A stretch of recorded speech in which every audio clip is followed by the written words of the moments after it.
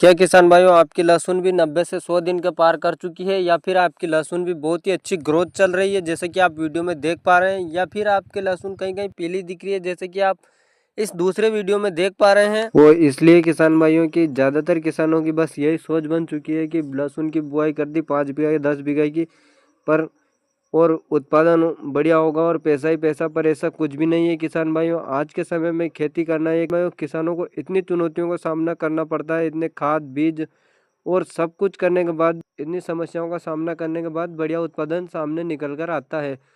नमस्कार किसान भाइयों, स्वागत है आपका अपने चैनल किसान मित्र में। किसान भाइयों, लगभग सभी किसान भाइयों के जो लहसुन 90 से 100 दिन के लगभग पहुंच चुकी है, या कई किसान भाइयों के इस 90 दिन को पार कर चुकी है, या फिर कई किसान भाइयों के 100 दिन तक पहुंच चुकी है। तो किसान भाइयों, इस अवस्था में किसान भाइयों हमें कौन कौन सी सावधानियां रखनी चाहिए और किन किन बातों का ध्यान रखना चाहिए, ताकि हम आने वाली बीमारियां और रोग जो भी हमारे लहसुन में आने वाले हैं उनसे बचाया जा सके और हम बेहतरीन से बेहतर उत्पादन ले सकें, साथ ही अच्छी से अच्छी बढ़िया क्वालिटी वाली लहसुन का हम निकाल सके। किसान भाइयों, इस समय लहसुन के कंद की साइज बनना शुरू हो जाती है, और यदि अगर हम इस समय ध्यान नहीं दे पाते हैं तो किसान भाइयों हमारा जो उत्पादन है वो बढ़िया नहीं निकल पाता है, और हमारे जो कंद की साइज है वो भी छोटी रह जाती है। आज की इस वीडियो में हम इसी बात पर चर्चा करने वाले हैं किसान भाइयों कि हमें इस समय कौन सा खाद देना चाहिए, कौन से स्प्रे करना चाहिए, साथ ही हमें कौन कौन से जो हमारी लहसुन में ध्यान रखने योग्य बातें हैं उनको बताने वाले हैं। किसान भाइयों, हमारी लहसुन जब 90 दिनों को पार कर जाती है तो कई सारी बीमारियों का अटैक इसमें देखने को मिलता है, और कई प्रकार की चुनौतियों का हमें सामना करना पड़ता है। इसमें किसान भाइयों जैसे कि थ्रिप्स है, पीलापन है, झुलसा रोग, काली मस्ती, ऐसी कई बीमारियां हमें देखने को मिलती है। तो इनको आने से पहले ही हमें रोकना होगा, न कि आने के बाद इनका उपाय करें। तो आज के इस वीडियो में हम इन्हीं के ऊपर चर्चा करेंगे कि हमें किस प्रकार से इनका उपाय करना है। तो वीडियो को एंड तक जरूर देखें किसान भाइयों। साथ ही चैनल पर नए तो वीडियो को लाइक और चैनल को सब्सक्राइब जरूर कर ले, ताकि आपको इसी प्रकार की खेती से जुड़ी हुई सभी प्रकार की जानकारियां मिलती रहे समय समय पर। वीडियो ज़्यादा लंबी ना हो, इसलिए किसान भाइयों चलिए बिना देरी किए शुरू करते हैं। क्योंकि किसान भाइयों हमें स्प्रे के साथ साथ जो इनके बारे में, जो फंगिसाइड के साथ साथ हमें कंद की साइज बढ़ाने के खाद के बारे में भी बताने वाला हूँ। तो किसान भाइयों, जब अब तक हमने जो भी स्प्रे किया है, फंगिसाइड डाले, खाद डाले, वो सभी हमने पौधे के अच्छी ग्रोथ के लिए डाले। पर किसान भाइयों, अब जो समय है वो हमारे कंद बनने का समय है। तो हमें ऐसे कौन से खादों का प्रयोग करना है ताकि हमारा कंद अच्छे आकार में बढ़े, और कौन कौन से ऐसे कीट और रोगों से इसे बचाएं जिससे कि अच्छा हमें लहसुन का उत्पादन निकल पाए। जैसे किसान भाइयों, जैसे हमारा सर्दी का मौसम था तो जैसे ही धीरे धीरे गर्मी बढ़ी, तो हमारे लहसुन में किसान भाइयों एक थ्रिप्स का अटैक के साथ साथ एक समस्या बड़ी सामने आई है कि पत्ते जो पीले पड़ रहे हैं और उनकी नोक सूख रही है, और धीरे धीरे करके हमारे लहसुन के जो पूरे के पूरे पत्ते खत्म हो रहे हैं और खेत बिल्कुल से ऐसे सफेद सफेद नजर। तो इस प्रकार की समस्या के लिए हमें कौन सा स्प्रे करना चाहिए किसान भाइयों, वो भी आगे वीडियो में दिखाने वाला हूँ। और किसान भाइयों, जो फंगस के बारे में भी बताने वाला हूँ, फंगिसाइड का हमें कौन सा स्प्रे करना है, तो बने रहें वीडियो में एंड तक। सबसे पहले बात करें किसान भाइयों हम जो इस प्रकार से कीट व थ्रिप्स के बारे में, तो किसान भाइयों थ्रिप्स के लिए है तो हमें स्प्रे करना होगा जो कि इंसेक्टिसाइड का स्प्रे। हमें थ्रिप्स के लिए किसान भाइयों हमें समय समय पर स्प्रे करना होता है, जो कि हम रेगुलर करते रहते हैं और आगे वीडियो भी आती रहती है। वैसे किसान भाइयों, यदि अगर आपने नहीं किया और अब आपके समस्या आ रही है, तो आपको मैं 3 से 4 ऐसे स्प्रे बताने वाला हूं जिनका एक बार स्प्रे करने पर आपको बिल्कुल थ्रिप्स की समस्या खत्म हो जाएगी। पर किसान भाइयों, ये जो हमारी जो भी स्प्रे करते हैं हम, इनकी एक लिमिट होती है, जैसे 10 से 12 दिन, 15 दिन, 20 दिन। तो किसान भाइयों, कुछ इस प्रकार से स्प्रे हैं जो हमें करने चाहिए, तो हमें समय समय पर स्प्रे तो करना ही पड़ेगा।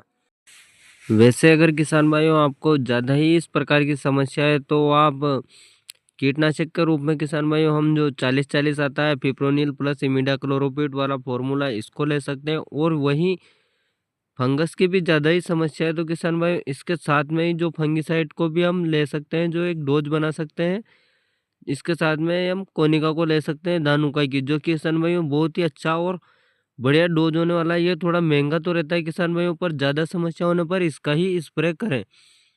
और यदि अगर आपको इस प्रकार की समस्या थोड़ी कम नज़र आ रही है और कम दिखाई दे रही है, तो किसान भाइयों आप चाहें तो जो थाइमेथॉक्सोम प्लस लेमडासाइलोत्रीन वाला जो अपना अलीका का आता है, इसके साथ में किसान भाइयों हम एक फंगिसाइड को ले सकते हैं और स्प्रे कर सकते हैं किसान भाइयों। वहीं हम इंसेक्टिसाइड के रूप में फिप्रोनिल 5% इसी वाला आता है, इसको भी ले सकते हैं। थाइमेथॉक्सोम प्लस लेमडासाइलोत्रीन वाला कॉम्बिनेशन आता है, इसको भी ले सकते हैं। या फिर पाउडर फॉर्म में जैसे लांसर गोल्ड के नाम से आता है, ये इंसेक्टिसाइड के रूप में ये भी बहुत ही अच्छा परफॉर्म करता है किसान भाइयों।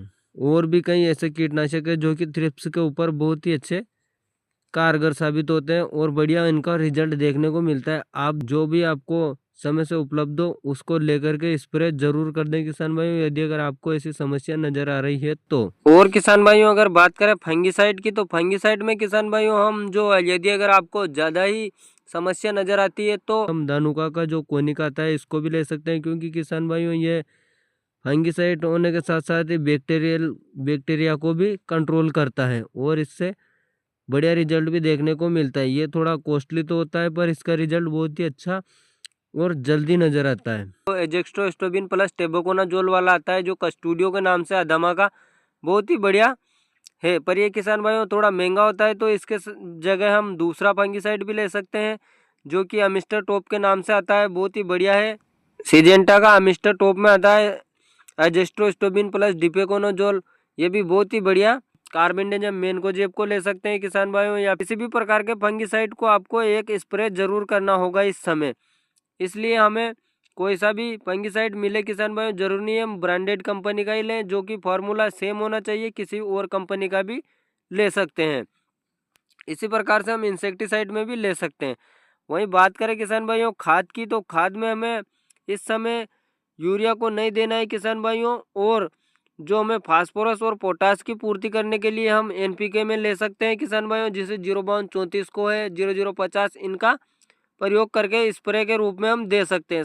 तो ये तो थी किसान भाइयों कीट व स्प्रे के साथ साथ फंगिसाइड के बारे में जानकारी किसान भाइयों। और ध्यान रखने योग्य बात यह है कि हमें समय समय पर हमारे लहसुन को देखते रहना है और इसमें खरपतवार बिल्कुल भी नहीं होने देना है। समय समय पर निराई गुड़ाई करवाते रहें और सिंचाई का विशेष तौर से ध्यान रखें, क्योंकि अभी के जो समय में जैसे गर्मी पड़ने लगेगी तो हमें कुछ ज़्यादा दिनों का अंतराल नहीं देना है और समय समय पर सिंचाई करते रहना है। ऐसा भी नहीं कि ज़्यादा डिले करें, तो किसान भाई इससे भी जो हमारे कंद में रस अच्छे से नहीं जा पाता है, तो सिंचाई का विशेष तौर से ध्यान रखें। ऐसा भी नहीं कि ज़्यादा सिंचाई करें और नमी बना के रखें, ज़्यादा नमी बनाना भी हानिकारक हो सकता है। और मौसम का विशेष तौर से ध्यान रखें, यदि अगर आपके यहाँ मौसम खराब होता है, बरसात होने की संभावना नज़र आती है, तो आप सिंचाई को 2-4 दिन डिले कर सकते हैं।